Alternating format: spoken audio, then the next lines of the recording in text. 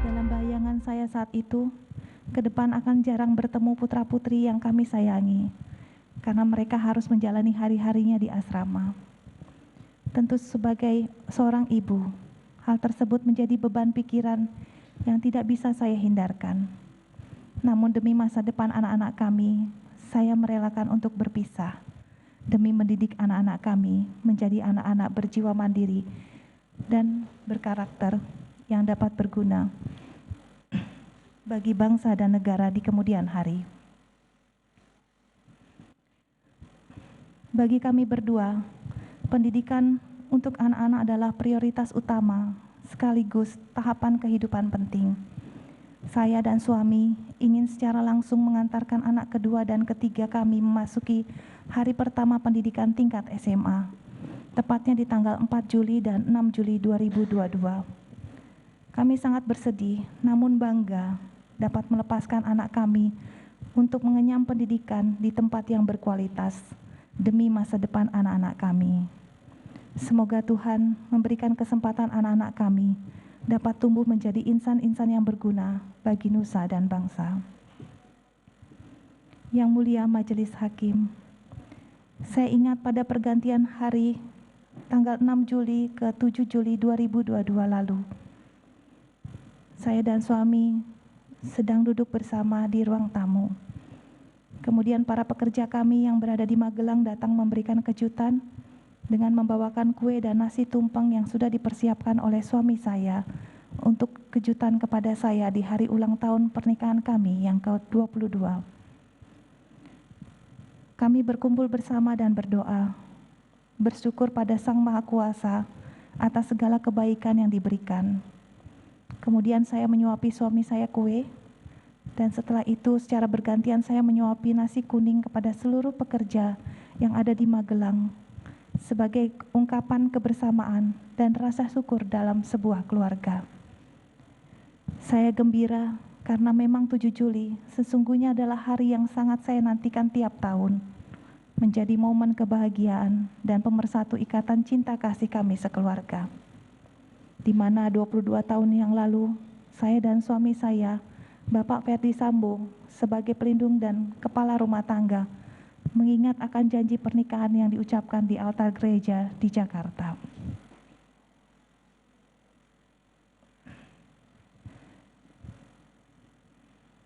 Namun di tanggal yang sama sore hari, 7 Juli 2022, saat kebahagiaan perayaan ulang tahun pernikahan kami masih bergemuruh dalam pikiran dan perasaan, saya mengalami sebuah kejadian yang sangat menyakitkan dan menimbulkan luka mendalam hingga saat ini. Kebahagiaan kami seperti direnggut, dicampakkan dan diinjak-injak. Saya membeku dan bahkan tak sempat memikirkan hal seburuk ini akan dapat menimpa saya dan berdampak pada keluarga. Yang lebih sulit saya terima, pelakunya adalah orang yang kami percaya, orang yang kami tempatkan sebagai bagian dari keluarga, dan bahkan kami anggap anak sama seperti anggota atau ajudan suami saya yang lainnya.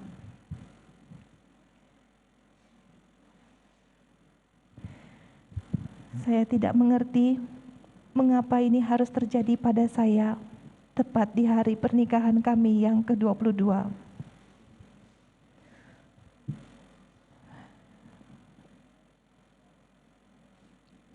Yosua melakukan perbuatan keji terhadap saya. Dia melakukan kekerasan seksual, menganiaya dan mengancam membunuh, bukan hanya bagi saya, tapi juga bagi orang-orang yang saya cintai.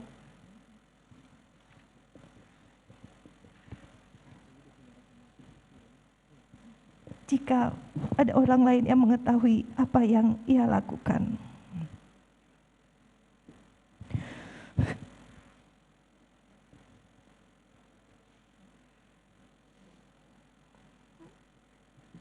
Yang mulia, saya takut, sangat ketakutan saat itu.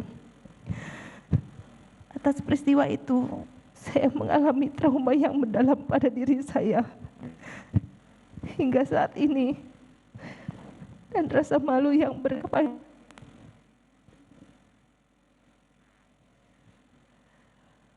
Bukan hanya bagi saya, tapi juga bagi seluruh anggota keluarga kami.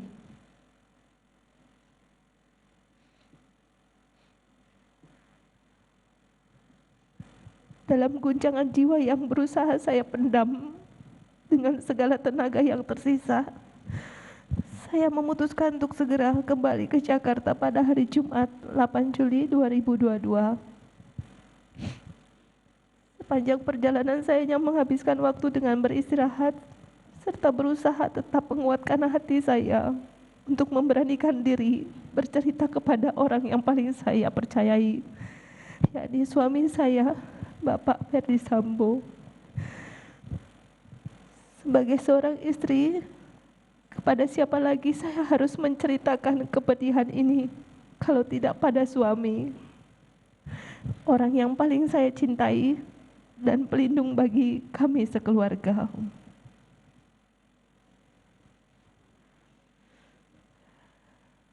Majelis Hakim yang mulia, sampai di Rumah Saguling, saya langsung menjalankan protokol kesehatan seperti yang telah kami sekeluarga lakukan sejak pandemi COVID-19 melanda Indonesia.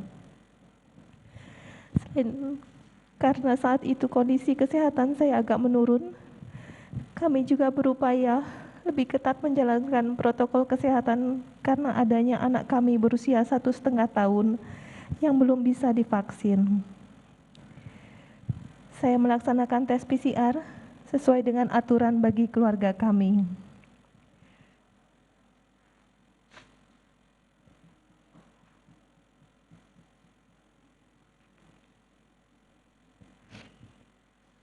Setelah selesai tes PCR, saya makan di ruang makan lantai 2 karena sepanjang perjalanan dari Magelang ke Jakarta, saya tidak berhenti untuk singgah makan.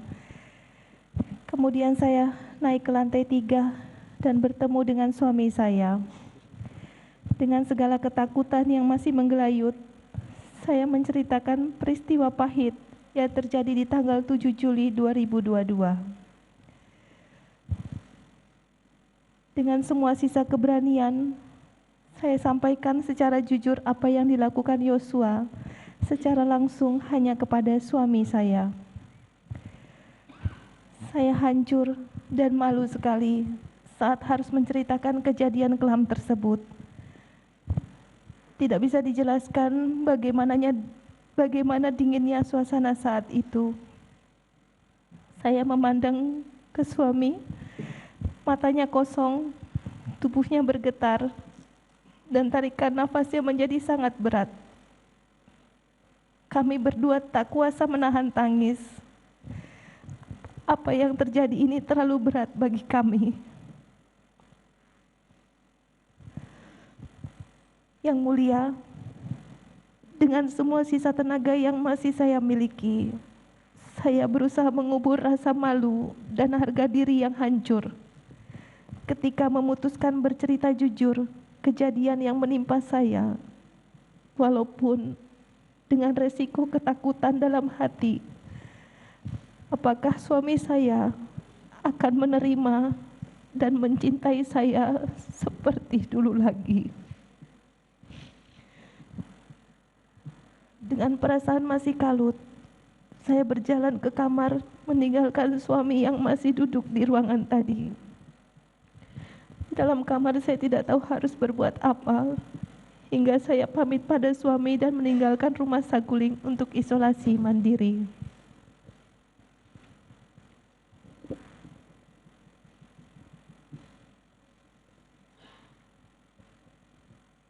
Yang ada dalam lubuk pikiran saya saat itu adalah mengambil jarak, namun tetap harus isolasi, menunggu hasil tes PCR untuk mencegah anak kami bertemu dan tidak kuasa menahan untuk memeluk saya saat melihat ibunya.